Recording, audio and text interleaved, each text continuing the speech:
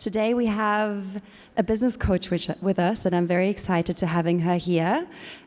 She's going to talk about how you can use a model that I haven't heard of before and that apparently is not that common in Europe yet, on just how to work more effectively.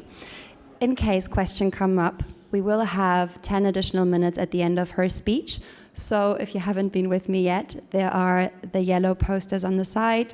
The lower QR code leads you directly to Slido, so you can upload your questions there, and we're going to have a Q&A at the end of the talk. Irene, thank you so much for being here. Please welcome her on stage.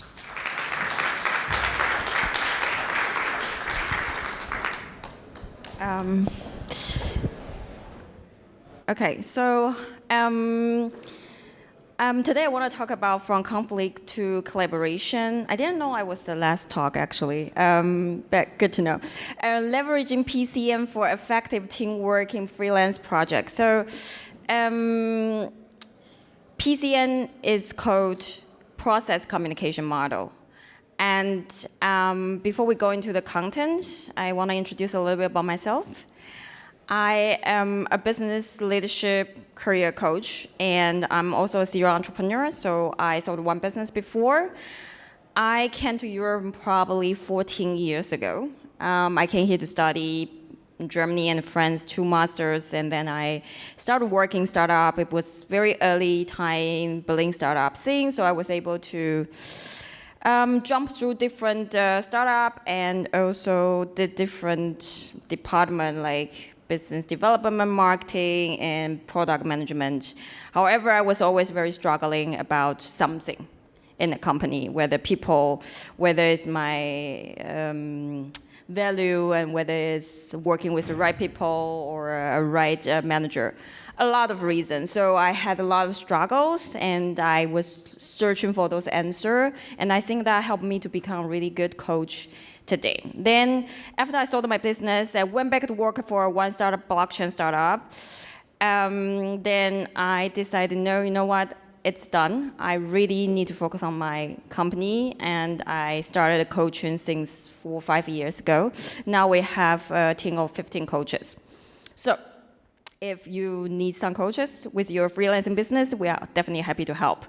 I coach only half time. The rest of half time, I'm focusing on business development, marketing for the company to grow. Okay, so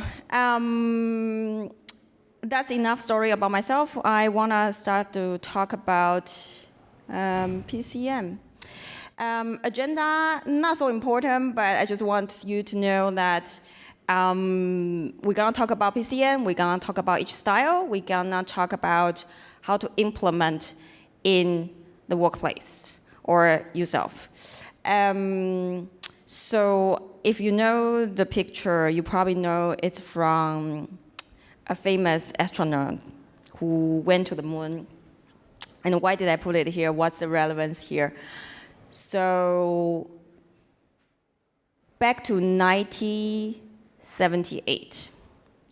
NASA was struggling because they had this space shuttle mission that they sent a bunch of astronauts to the moon to compete with Russia, right? It was lasting decades.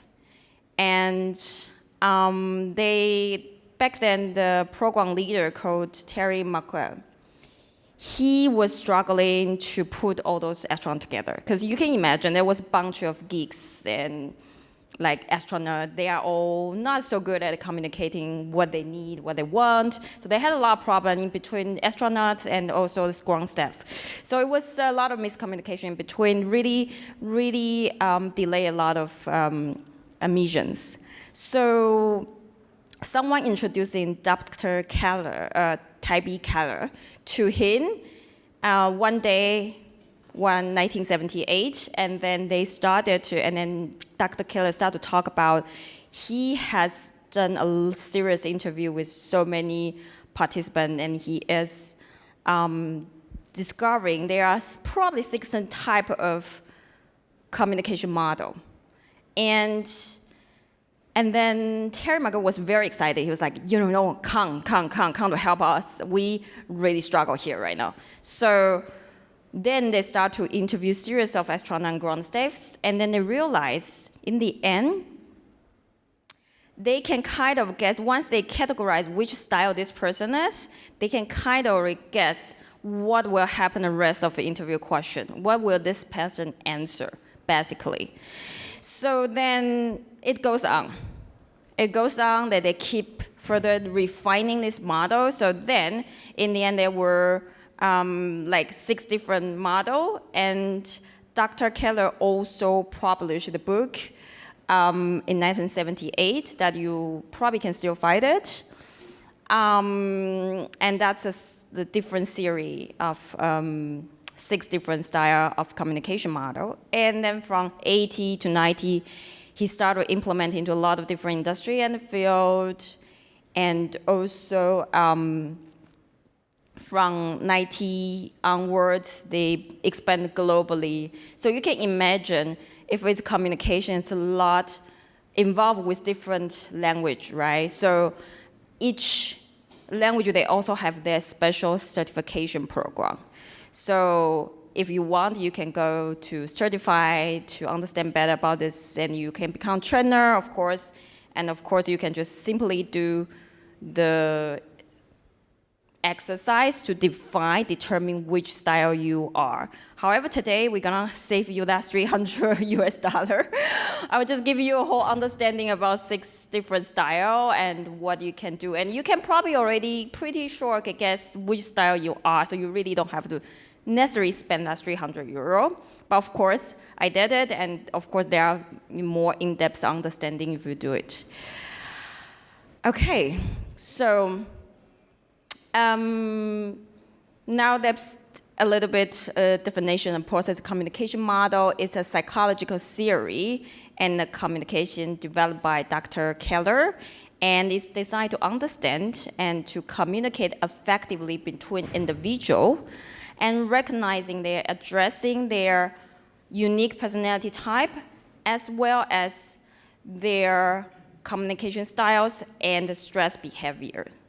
So we won't go deep into stress behavior, but people, if you are very interested in psychology, neurology, I encourage you to definitely check more about this, but so that you can have more in-depth understanding. And you can imagine it can be used everywhere.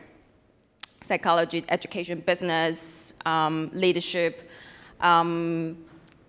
acquiring clients, closing the deals, everywhere by understanding better as your interviews and so on. So you can apply anywhere, everywhere.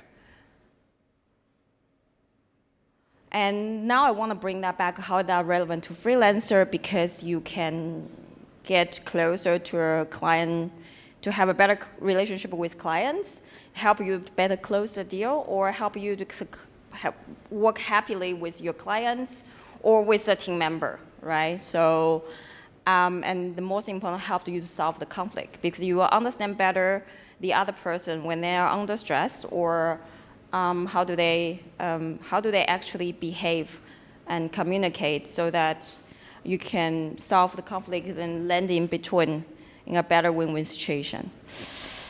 So, yeah, by understanding underlying motivation, the trigger of different personality types, team can address conflict with empathy and seek the mutual beneficial resolutions.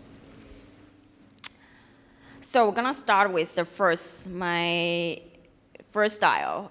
You wanna find it is data-driven, value-driven anywhere. It's just my definition for people quick understanding of each style. So first one, thinker. They perceive this world with their thought. And they are very logical, analytical. And because I work in tech for so many years, I work a lot with engineers, and I can guarantee you most of engineers, they are thinker. So they want data, they want facts. So that's how you want to connect with them. And you want to, when you work with them, you want to provide them very accurate information, because they care about a lot of this data and fact stuff. So if you don't give them a very accurate, they can nitty-picky about what you present about. And you want to discuss a solution, because they're very responsible. They want to discuss, you want to discuss a solution for the challenge. They want you to discuss the challenges and discuss a solution. That's how they like to collaborate together. The second one, persister, I call it value-driven. Very often they start with sentence like, I believe. So for example, thinker started from, I think. And persister start with, I believe, in my opinion, like that. So you want to work with persist because they perceive this word with opinion. So they're very, it's all about value. So you want to show their respect to their responsibility. You want to work with them. You want to provide that clear expectations. You want to discuss the goal and progress. See, that's a little bit different than thinker and persister, right?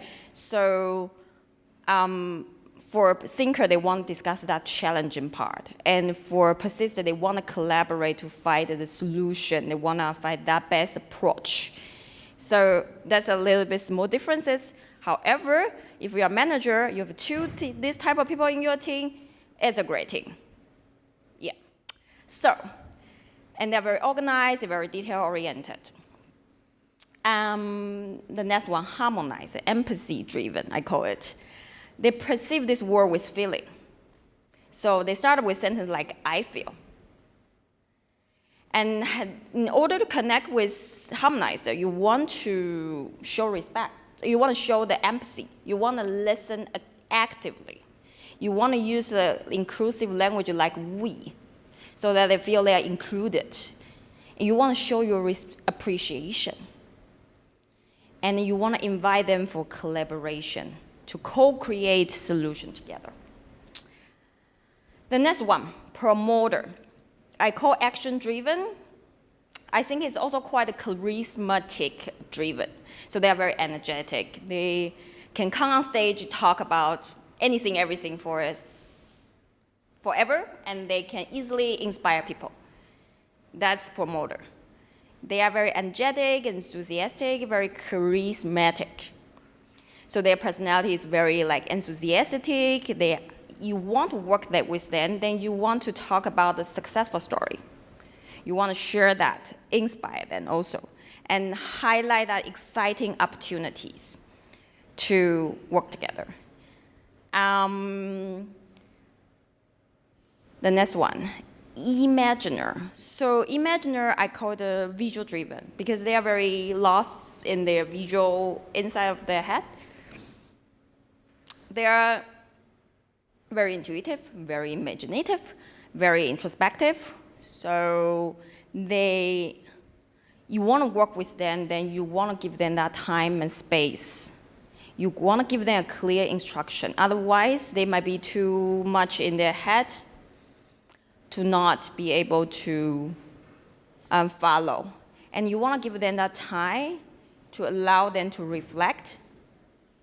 And if we want to inspire them, to give them some inspiring content that they can see visually, that would help them very much. So they are kind of person who highly relies on slides and presentation, visual stuff you can see.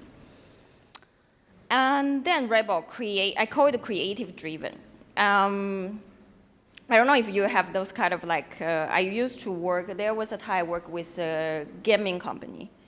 I wasn't in a gaming part because it was a group company. I was in blockchain. But then there was always a gaming colleague. They would come in Monday and sit next to you and say, hey, so how was your weekend? I was like, oh my God, I want to work. I don't want to talk about my weekend right now, Monday morning. I want to focus. So you can kind of guess which one I am. We'll do a little exercise after. Then they're very creative, very spontaneous, they're very fun-loving. So they start with something like, oh, this is fun, cool. So they are usually, very often, a lot of freelancers are rebel because they can't stay in a corporate environment too long, too well, because they feel they don't have, they're being really restricted. So when you work with them, you want to keep it playful and fun. And you also want to give them time and space to come up with that creative solutions. And you also want to be like open to spontaneous. So back then I didn't know about this. This was a lot of years ago. Now I could probably connect then better. Like, yeah, so how was your weekend? Have that conversation in order to connect with my colleague better. Okay, so now it's time for the exercise. I would like to ask, what's your personal assessment of which style you are? And we're gonna start with, according to here, promoter. Is anyone here promoter? I wonder. Okay, cool. So you probably also think, yeah, but I probably have a 1, 2, 3. It's normal. You have 6 all of that. But you should be able to recognize there's one most dominant, 1 or 2. So if you're not sure, answer both of them. That's cool. So promoter 2 here. Okay. Who is rebel? See, I'm not kidding. Freelancers, right? Right? Because, yeah. Harmonizer. 1, 2, 3, 4. So you know what is a great job for harmonizer? They are so good at community building, connecting with people, taking care of. So it can be good for community manager or HR or this type of job. Actually, very good for harmonizer. And then persister. Who is persister here? 1, 2. I am persister. I don't know if you guessed that. Okay, but I also have very strong second one, so yeah. Thinker, who is thinker? Okay, yeah, so I don't know, for example, like say a lot of engineering scientists, they are thinker, definitely, and work with a lot of them. Imaginer. Oh, we also have quite some imaginer here. Okay, so cool. So when you do the test online, the most bottom part is your dominant language. So it's your base. So for this person, dominant as imaginer. However, you see, also have all the other type, like thinker, persister, and so on. So for me, I'm the base is definitely persister. The second highest is thinker. So very high, almost as high as my base. Sometimes when you also can change your language style, so communication style. So that's why I give you some important tips about this. So you can have all of them. You can have the best, which was probably how you were born, because I think I was born definitely persister, but my second might be more promoter, harmonizer, other, definitely not thinker. Thinker, I was trying to be, because I started working tech early 20s. If you lead a bunch of engineers, you don't talk like engineer, they are not gonna listen to you. So that's what I learned, and I changed my whole style of working, talking, thinking, completely to become a thinker. But I don't think I was born to be a thinker. I think I was more kids in the corner, lost in their world. But that's how interesting it is. And so you will have face. So sometimes you are in between best and face. So you could also change it to your face. And then also change like further along with your life, your career, your environment, so on. So that's a very interesting part of it. And yeah, so that's the 3 important tips about this. If when you do it, and you can see how your face base, it's like how accurate, because the way it can go, it's a 90%, 98%, 98, 99 usually is pretty correct. If it's credential, it's only like 90, then maybe you are still changing your face. You're not quite clear exactly which type you are more face and your best. Okay, so now we want to talk about how to solve the conflict. So first of all, you want to identify your own personality type, which we just did here. Everybody did a great job. The second you want to do is also a little bit advanced, which we don't talk about so much here today, is the distress pattern. Because each style, they have their distress pattern. When you work under stress, and that's probably the hardest part when we work together, because everybody can be very happy talking about, oh, how was your last weekend? Everybody connect happy. But when you work under stress, then that's where this crack happens, right? Those conflict happens. So that's also another thing you want to learn a little bit more about, so that you can see, oh yeah, colleague A is right now a bit like under stress. How can I, work with him or her better in this situation? And you want to practice. Because if you don't practice this model, you will forget very soon. So I practice a lot with my clients. I practice a lot with my new clients, potential clients, right? And also to understand better, I also need to match, because we have 15 coaches. I also need to match clients with the team, our coaches. So it's also good practice for me to know, oh, do they have, will that match? And then you want to implement the intervention strategy. I think that is really a bit advanced topic here in terms of conflict resolution. So I put it start side just for you to know, but I probably won't go too much deep into that. So because I don't have a timer here, so I don't know what's the time here. So if I finish early, feel free just to ask questions, something like that.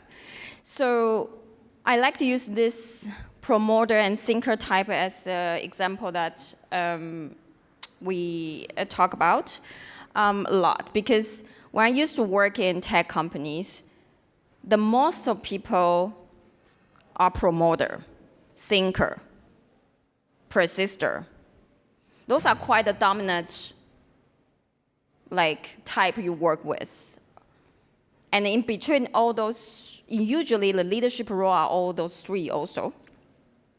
And how do we work together? It's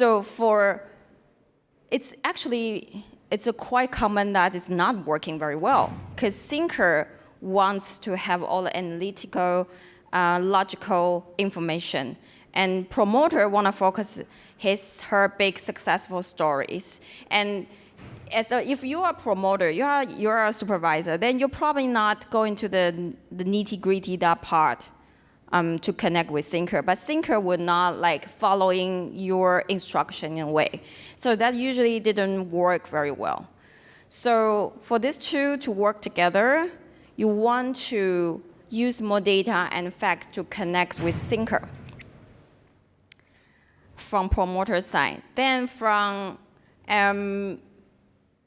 thinker side, you want to also learn to share that successful story about what maybe you have achieved the last few weeks in order to inspire the promoter to work back together. And in order to resolve the conflict, if there's a conflict, I would say you want to start to understand their different perspective. I can give you, so what we just did, so understand their differences. And secondly, you want to learn to active listen to the other part without interruption. And then you want to find a common ground, because I just said thinker like to discuss challenges. So you want to find that common ground that you both have, and you want to focus on the solution. You want to have some outcome, because that's what thinker want to have. Sometimes promoters so far down the big picture and without being able to get common ground or solution together. And in the end, you want to give them this logical reasoning, because that's how you can connect with thinker. And then plus a creative action, because that's how would work with promoter. So that's how you want to do this together. And okay, and another thing I think I can mention also about the stress behavior about promoter and thinker is that thinker gets, when they are stressed, what they would do is they will start to be very critical. They will focus on all the negative sides of stuff. So some people will get really demotivated after they heard all the negative feedback. So you want to avoid to do only focus on negative side, but also you can remind thinker that maybe he's under stress, she's under stress. Maybe they can also talk about more the positive side of feedback, not just the negative side, which could be also very crucial. But some people, for example, harmonizer would get very, very frustrated and very sad and don't want to work and like that. So that's for thinker. For promoter, they would just be overly, they will start to focus even more on themselves when they are stressed. So they will even care less about like steps, practical steps and solution and so on. So that's how what will happen when they are under stress. So actually, I don't know the time. Really? Cool. Then you can connect with me here on LinkedIn, and now it's Q&A time if anyone has a question.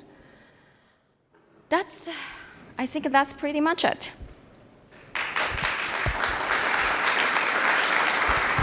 Thank you so much, Irene. I learned a lot. That's very interesting, just to kind of like understand who you are and why you're doing the certain things you're doing, and especially how to be mindful of other types. We do have some questions already. So yeah, if there are more questions coming into your mind, feel free to scan the lower code of the yellow poster over there. One question would be, do you think that some styles are hindering for freelancers? Oh, cool. I realize it's quite good on workout, this. Hindering for freelancers. For example, I just mentioned about there actually a lot of rebel, right? So for rebel, when you probably choose people to work with or company to work with, I think what I would usually do is to be very mindful about your own style and also to look into the style of the others so that you can slightly shifting how you communicate how to present yourself or how to communicate, how to connect. Then better in this case, start to use more data, talk more about the logical reason and more structural way.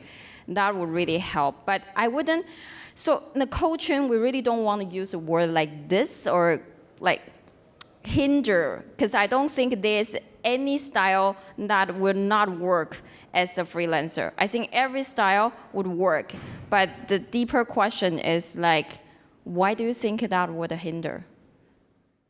So I don't want to give this like, oh yeah, there's some specific type of would definitely hinder, but I can imagine, for example, a lot of creative are rebel and they are struggling working in a company very often, so they start freelancing, but then sometimes they still have to work with company, right? So the same question appear again. How can you improve that? That more the way I would address about this question. Yeah. Thank you. And is there like a reason behind how and why you change your style? You quickly, I think, talked about it, but how can you change your style actually? I guess I learned this style this thing probably not over a year ago, very new. And I started coaching 4 or 5 years ago. But what I did realize, I started to lead the team at 25, very early, very young. I didn't know what I was doing. I was probably not a good manager, but I deeply care. I deeply cared so much that I think I wouldn't keep them if it's not the right company for them. So not great for company either. But that's where I learned that if you want to, and I work with so many thinkers, and so many, and you are when you work in technology, data-driven probably is one of the most important skill you want to have. Not in terms of like, oh, just talking about data all the time and doing data analysis, data science. No, I can't do that. I hate statistics. I can't do any, like, I don't know. But I know how to communicate logically, analytically, and using data to back up my story. And that's how I can make my engineer work well. So that's how I changed my style to become more thinker. And then starting from there, I think I just embodied it because I realized I'm also quite analytical in my mind. And this really helps me to do my job really well. This is not to say, oh, if you're harmonized, you're screwed. That's not that to say. But I do realize, honestly speaking, working in technology, that most of style are thinker, persister, and promoter. And they are usually leadership roles, especially promoter, right? So learn how to work with them would definitely help you in your company. But of course, today is freelance. I don't want to go there too much, but I think a lot of people are probably worth working in a company, and that's probably also the background they have, yeah. Someone asks is there any chance that you're in between two types, and how to find out which one is the more dominant one, and if you have any tips on that? Yes, so the test is 45 minutes long. So you will have to think a lot of questions very, very in-depth to know like which one is. But sometimes it's also not, if you're really changing the face, it might be not that correct. But if you have two types, that's great too. Just use two types. Why? You don't have to choose one type. It's not black and white. You don't have to. The best leader is that they can easily, you consider this as a taking elevator. If you can easily switch your style, you can easily connect with anyone, everyone. That's make you the best leader. So that's why you need practice. Yeah, I can also just talk like a rebel, talk all about fun stuff if I want to. But in terms of work, I'm just very focused, so sometimes I forgot that I can talk fun stuff too, right? I'm not that serious all the time. I like to make jokes on stage. See, I can be fun, but it's just like when I work, so I'm not focusing on that. But you can switch your style, so that's no problem at all. And the more style, the more versatile, usually the better leader. Thank you so much. And then a last question. Somebody asks if you agree that certain types are more prevalent in different cultures, and if so, what your experiences are with that, especially as you work like in different countries. Has there been any correlation to certain types in certain areas of the world? The truth is that I only basically worked in Germany. I did work with a lot of people all over the world, but a lot of it still very European-based, right? So I don't think in terms of a culture, there is one or the other that is more dominated. I think in terms of a culture, one is more direct, one is more indirect. For example, you're from East culture, probably more indirect, which definitely doesn't work with me. That's why I'm here. But that's really true. My mom was always very worried about that growing up, but that's why I'm here. Very happy. Definitely, I don't think, but I would say it's more about really the personality type and the matching with the communication. But once you learn this model, when you start to meet new people, you will be like, oh, you are this, you are that. Then you understand, like, this is going on, like, in you. Then you start to have a better understanding, yeah. Fantastic. Irene, thank you so much for being here. Thank you for sharing all of these insights. It's been a pleasure. Thank you. So I think people can just easily connect with you probably through the QR code, through LinkedIn. Maybe she's here around a bit longer, so make sure to ask her some more questions if there are any. Thank you for coming.